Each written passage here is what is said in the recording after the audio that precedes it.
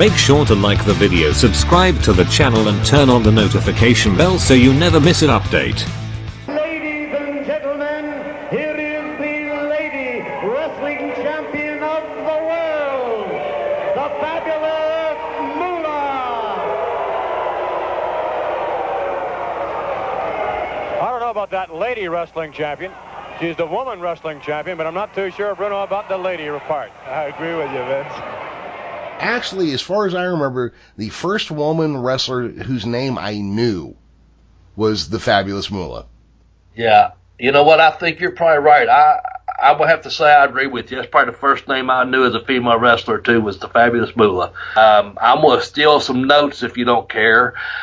Tex sent me a little bit of something, so I'm going to read whether she's seen as the Wicked Witch of wrestling or a maternal offender of female fighting arts. For nearly 35 years, she kept a rest hold on women in wrestling. She dominated not only the titles, but how and where they were booked. She died still holding the world title she won 50 years before. From Buddy Rogers' valet to woman's champ to rock and wrestling connection to the Attitude Era, Moolah was the constant connection. Stole all that from Tex, or I borrowed it, if you will. But I don't know what more. He put it all in there. But whatever you want to say, tell us about the Fabulous Moolah. Well, so the Fabulous Moolah, we're going to have to kind of talk of two schools here.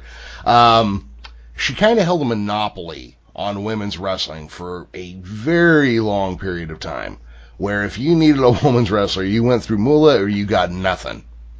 I mean, you know, we all knew that Moolah had the stable of girls. She was like, you know, sometimes they did talk about that it was almost like a monopoly. If you needed girl wrestlers for your territory, you had to call Moolah, and she was, but it was like, you know, she was an agent for all the girl wrestlers in the fact that it got them booked, and it all happened through Moolah, and so, you know, she performed a good service for the girls in that respect.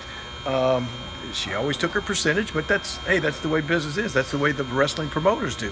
I knew at the time when I worked for Nick Goulas, I didn't have to go out and try to get myself booked.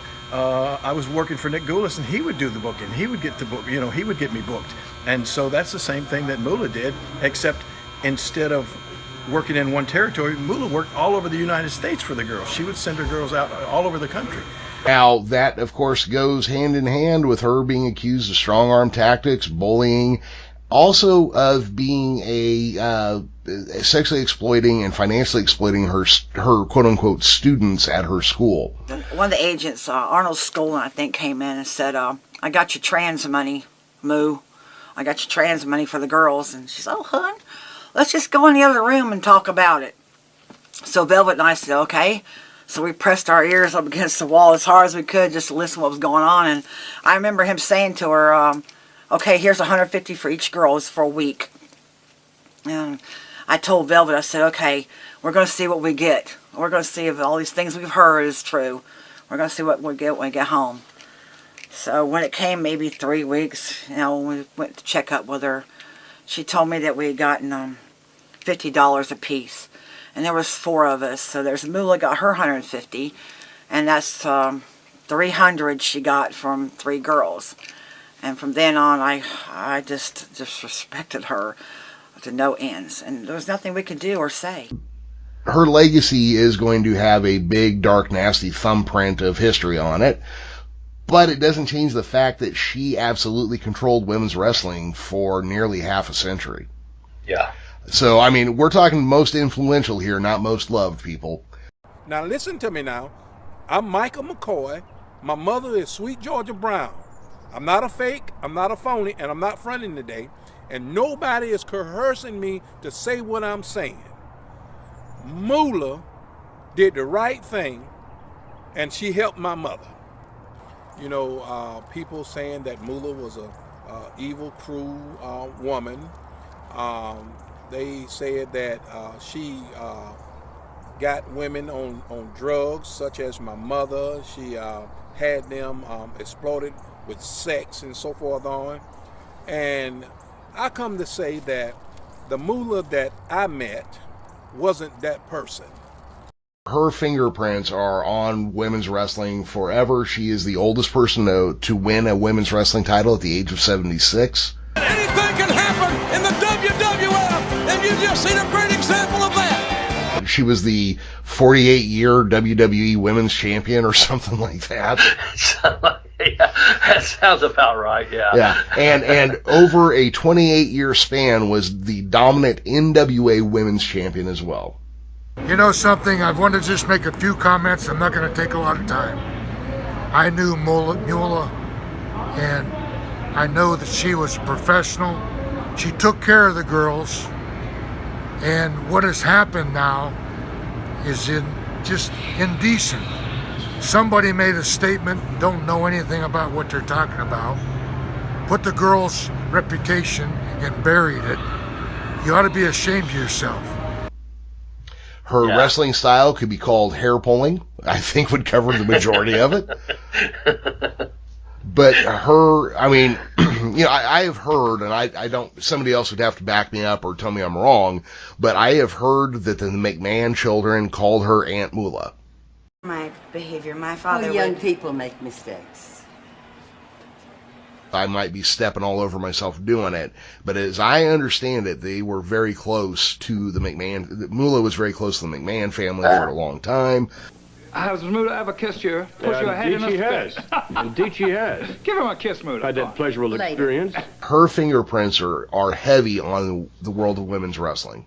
Yeah, well, that makes sense, though, with the McMahon family being there so long. Yeah. You know, So, you know, she does have, I mean, like, look, she's basically been accused of being a pimp and facilitating rape for money. You know, I mean, you cannot escape this. Listen, you know, let's get the facts straight, because here's a woman that worked for us for so many years that I still stand behind her, you know, because she deserves the recognition. So let's see where this came from and who started this mess. I've had a cousin that come up and said, you know, said, Judy, did you really do that? I said, I said, do what? And they said, about Moolah pimping you out. I said, pimping us out? And like I said, I mean, nobody really knows how it hurts you to hear that you work for somebody and they pimped you out so you could get where you did. I mean, when my mom and dad was still alive today, I mean, that would hurt them because wrestling was part of their lives too. And it just hurts people. Didn't they have to change the name of a pay-per-view they were going to name after her?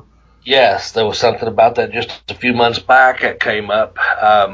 I'm drawing a blank on what it was, but they was going to do like to do what the Andre the Giant Battle Royal thing. They was going to do the women's, whatever the pay-per-view or main event was, or whatever it was. It was going to be the Fabulous Moolah, whatever the name was. I can't remember what it was, but it did have her name in it. I think they was going to lose some Snickers and some other advertisers. I think some people were going to boycott her or something if they didn't change the name. I'm disturbed about it. I'm upset about the fact that Snickers can come in and put down an icon like the Fabulous Moolah that they don't even know anything about. And the fact that they're saying that all the girls that wrestled and trained and worked under her were prostitutes, that just gets my blood to boiling. I mean, it really does. I worked with her for like I said, from the 80 to 85, 86, and not one time was I ever approached, and not one time of all the girls that come there, like Susan Green and just different people, not one of them, Paula Kay, not one of them ever said anything about being pimped out by the Fabulous Moolah. And Moolah, she is an icon. If it weren't for Moolah, women's wrestling wouldn't be where it's at now. Some of the exploitation charges against her are pretty severe. But she held a death grip on women. Like I said, if you wanted a woman wrestler, you went through Moolah or you didn't get nothing. There you go. Yeah. So, like it or love it, the Fabulous Moolah comes in at number 5. In the amazing world of WWE, they've gone and done it again. You know, it's one thing to not recognize rebels, but when the rebels make the history, you can't just mark us off the books. The Fabulous Moolah She's a pioneer for women's championship wrestling. One of the greatest lady champions there ever was. And for them to take her off, that lady never pimped nobody. She is all about business. So, come on, man. Order Pin Me, Pay Me, Have Boots Will Travel by professional wrestler Bobby Blaze Smedley. Go to Amazon.com and get your copy now. It's a powerful and insightful 5-star memoir available to download or in paperback print editions.